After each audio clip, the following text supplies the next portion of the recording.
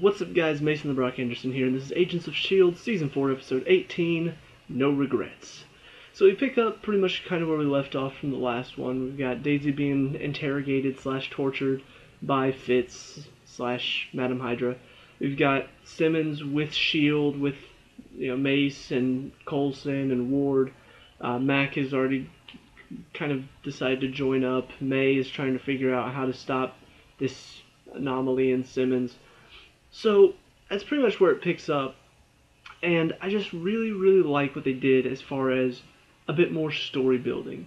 Because here's the thing, even though these are all characters that we've known for 4 seasons now, to be honest, they're kind of new characters. I mean, you really think about the fact that none of these characters are really the same person that they are in real life.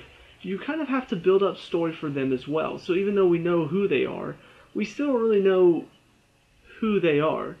We don't know their character. We don't know what kind of story they've got. And so in this one, we learn a bit more about Fitz. In the last one we saw he killed Agnes. We saw that clearly he's not the same Fitz that we know from the real world.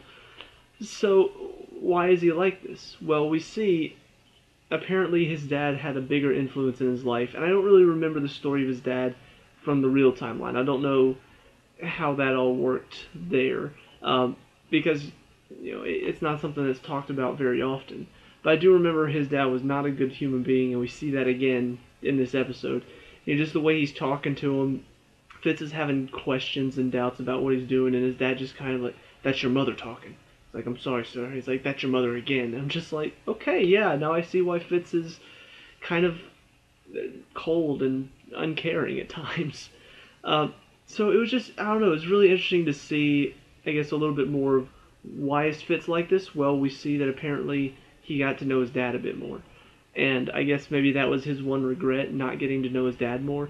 And we see it's kind of had a negative effect on him. Just that one decision, that one thing changed the course of his life and turned him into an uncaring, cold, emotionless human being.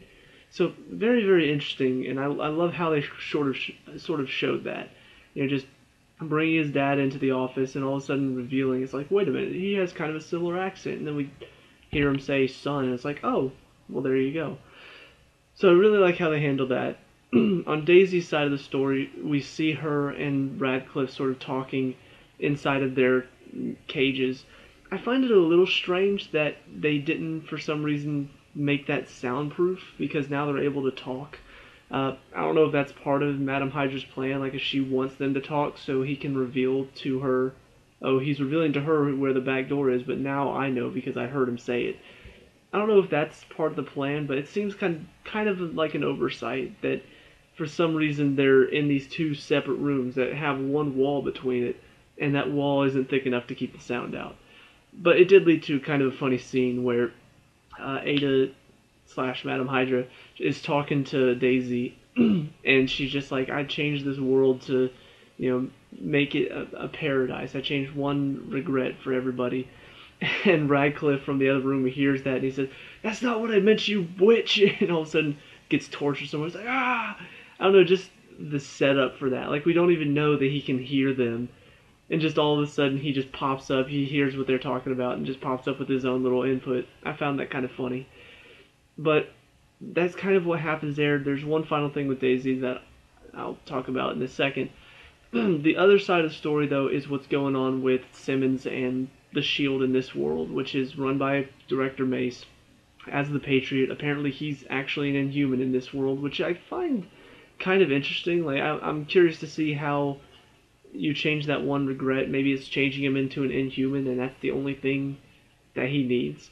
But we see that he truly does believe what he's doing here. He truly does believe in the cause that he's fighting for here. But Simmons is worried about him because she's like, you're putting your life on the line for something that doesn't even exist. And we actually come to find out, because I'd wondered this, if they get killed in the framework, does that actually kill them in real life? Because it kind of makes you feel like, well, it really shouldn't. It made sense for Agnes because she was actually killed in real life. And so is Dr. Radcliffe. So if they're killed in the framework, it kind of makes sense because you're killing their consciousness. And so it's not like they can, oh, well, I'm leaving the framework, I'm going back to the real world. They can't, because they're dead in the real world. So how does that work for the people who are alive and put into the framework? Well, according to Gemma, if they die in the framework, they die in real life too. So the stakes are still high, and that kind of, I like it, but at the same time, I want them to explain why, because I don't want to be asking these questions like, well, why does that happen? You know, like in the Matrix movies, one of the things that they showed was that your mind makes it real. And so that's why if you die inside the Matrix, you die outside too, because it works both ways. They didn't really give us that explanation. I don't know if they expect us to just accept that, but I prefer to have a bit of a scientific explanation as to why, if they die in the framework, they die in the real world too. Because Jimmy just says, "Oh, we die here, we die out there." I'm just like, "Oh, okay, why?" But like I said, I like the fact that there are actual stakes here. It's not something where, oh, it's okay if we all die here, we just go back to our bodies in the real world. No, you die here, you die out there too. That's kind of how it is. So yeah, I like the fact that they're making it feel a bit more realistic, and that's kind of one of the themes that they play with throughout a majority of this episode. You know, Simmons sees Mac with his kid in this world, sees how happy he is with her, and just it's kind of a question of, well, what's the reality then? You know, what's the is it better that Mac is on the outside world and he's completely alone and he's kind of a colder human being because he's lost somebody that's important to him? Or is it better that he's inside this framework, even if it's not reality, but he's happy here? You know, he has a daughter here. He has that one regret has made him happier. And I find that very interesting, you know, because we saw how you take away May's one regret, the girl in Bahrain not being killed, and how that leads to Hydra taking over. I do find that very interesting, but at the same time, you kind of feel like, well, May may not exactly be happy with this. You know, even though she did save the girl, what it led to, I'm sure she's not entirely pleased with. Mac, it feels like not everything's working out for him here. You know, Coulson, not really. He's just a teacher now, and he doesn't feel happy with his life. Patriot, he's happy too. Now he's running S.H.I.E.L.D, he's gotten human powers. Fitz, he's colder. He's more heartless. Gemma's dead in this world. Daisy still doesn't have Lincoln, and she's with Ward, who betrayed her in the real world. So I don't know. I find it very interesting to see how some people in the framework, their lives are better, but then some people's lives are worse because of it. So I wonder if they're going to play with that maybe a little bit more going forward. But like I said, they do sort of play with this concept of which one is the actual reality. And it is kind of making it seem like, well, maybe this is a reality too, just not the same type of reality. You know, what if this is a reality inside this little world, but it's not the same reality that they come from? I don't know how far they're going to take this. I don't know if one of our characters, you know, Daisy or Simmons, are actually going to start to buy into it a little bit, but you kind of see where Simmons sees Mac with his kid and just she can't help but smile because it's making him happy. Um, but yeah, I'll be curious to see where they're going from there. But ultimately, this leads to the final part of the episode, which is Coulson and Mace are infiltrating this base to try to get somebody out of there.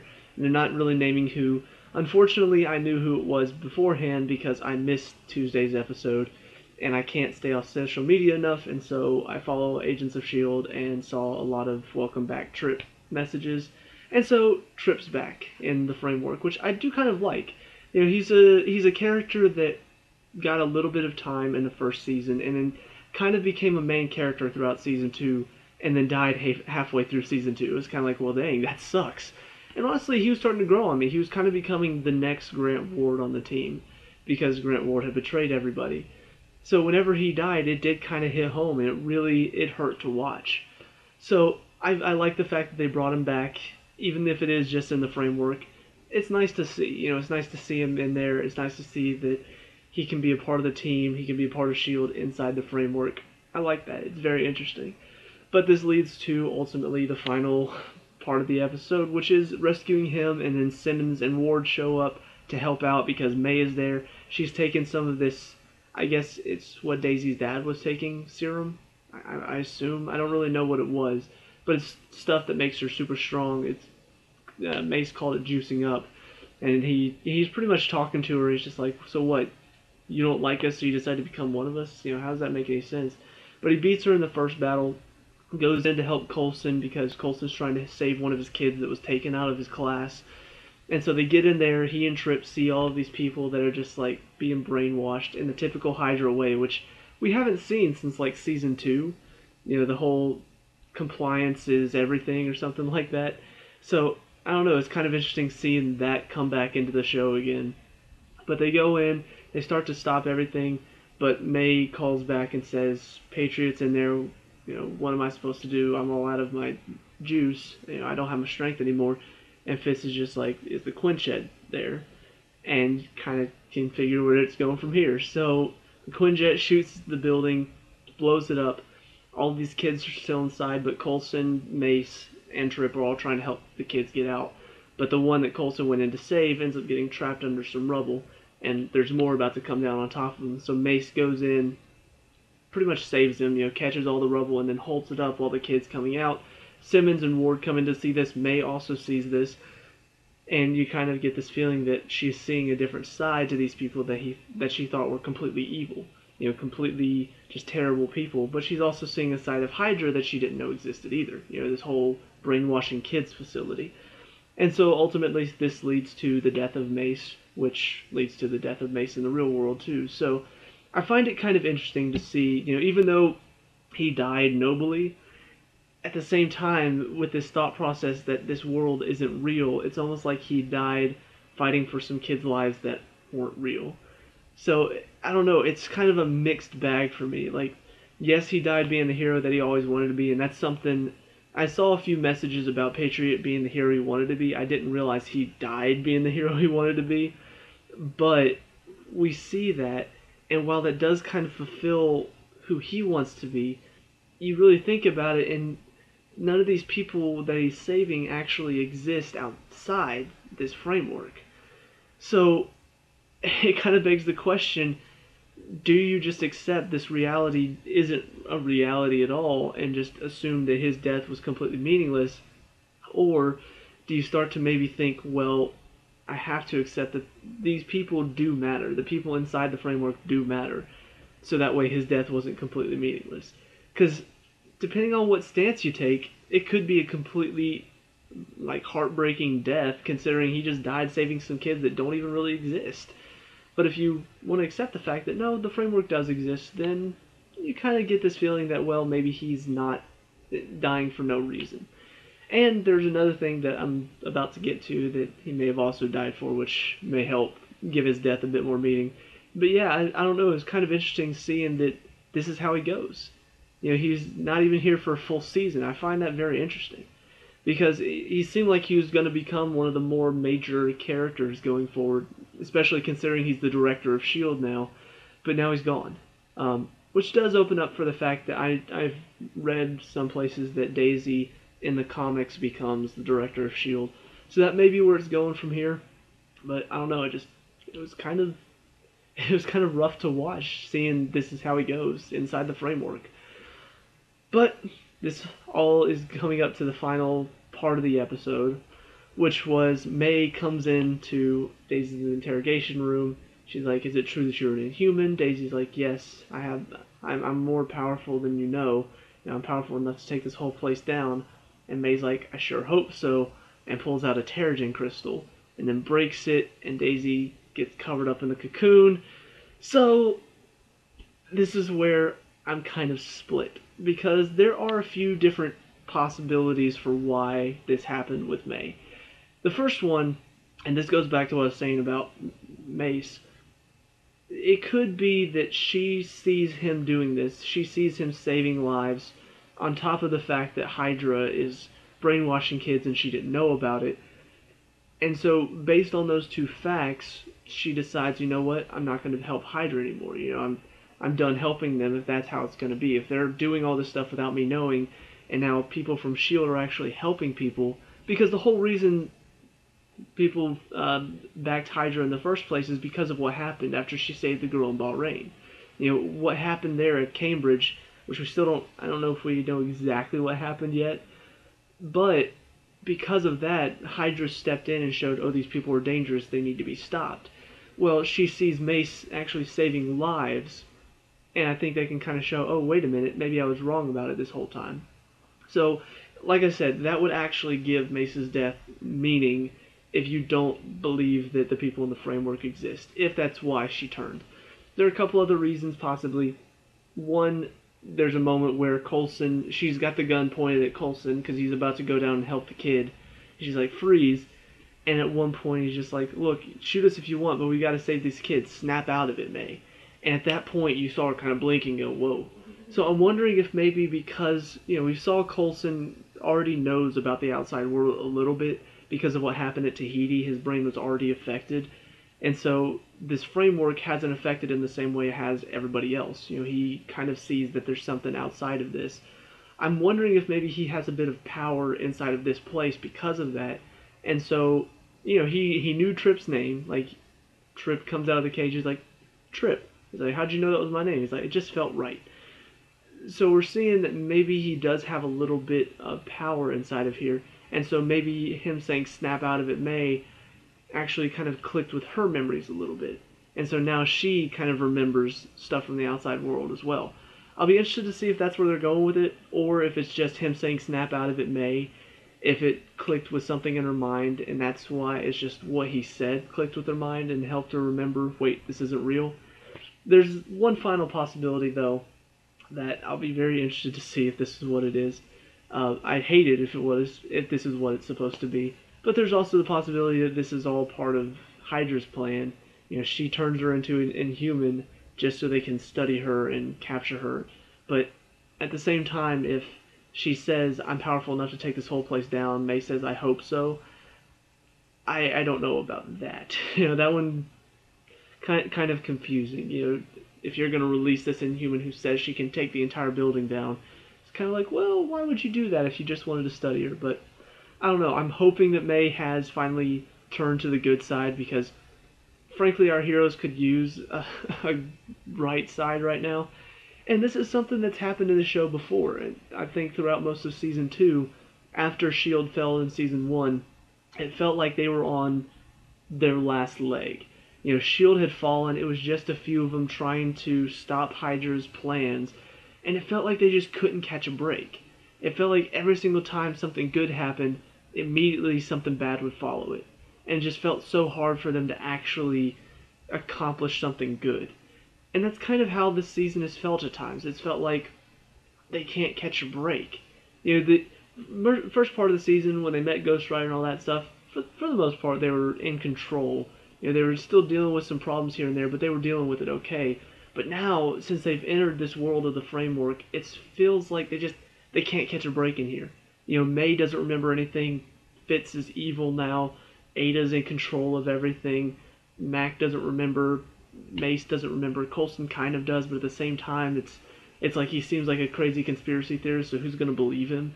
So it just feels like they couldn't catch a break in this world, but now that Daisy's found out about this backdoor from Radcliffe, now that it seems like May might possibly be helping them again, now it feels like they can start to accomplish something. It feels like they can start to fight back against the framework and against this new reality. So I'll be very, very curious to see where this season's going. I believe there are 5 episodes left. Pretty sure there are always like 23 episodes in a season. Maybe it's 22. But I'm really looking forward to seeing how the season's going to end because it's got such a good build-up and setup to this entire thing.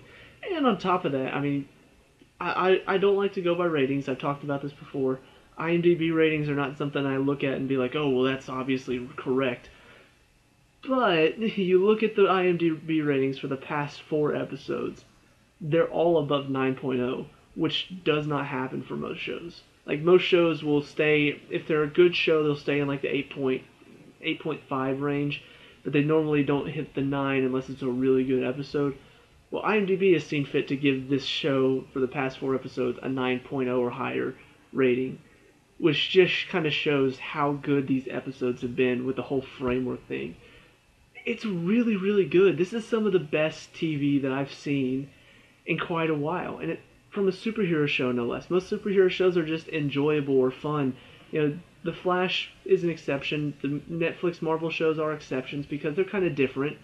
But you look at like Arrow, you look at Legends of Tomorrow, you look at Gotham. Supergirl I'm not going to put on there because they're not considered a superhero show to me. But you look at these shows and they're pretty average. You know, they're fun, they're exciting at times. Arrow can at times be bleak, but you can turn it on, you can enjoy it. You just enjoy it for what it is. It has problems, but for the most part, it's fun. This show is just doing so well with the writing. Like, the story that they're building, the characters that they've built over the 4 seasons, I can't imagine why. A lot of people are talking about, it's not been renewed for a 5th season yet. How? How has it not been renewed for a 5th season? I'm watching as all the CW DC shows have gotten renewed, all 4 of them. Even Supergirl, which has sucked this season, has gotten a new season. And Agents of S.H.I.E.L.D. has not. How? The only thing I can think of is because it's on ABC, and ABC is not one of the more popular networks. If that's the case, they need to move. They either need to go to Netflix, or they need to go to one of the more popular, maybe not Fox, because Fox is more like X-Men stuff. I don't know. I just feel like they need to go to a different network that people are going to tune in to watch. Because, I don't know, I'm watching, I'm like, this is really, really good. And people aren't watching it. People aren't getting into it. So, yeah, all in all, I mean, really looking forward to what's going to happen. Obviously, it's still my #1 favorite show, pretty much, out of all the shows I watch. And they're just doing such a good job with what they've got. So, yeah, I'm looking forward to see what they've got next. So, let me know what you guys think down in the comment section below. What did you like and dislike about this episode? Let me know. We can talk about and discuss all that good stuff. Leave a like and subscribe for future Agents of S.H.I.E.L.D. reviews, and I'll see you at the next one. Peace out.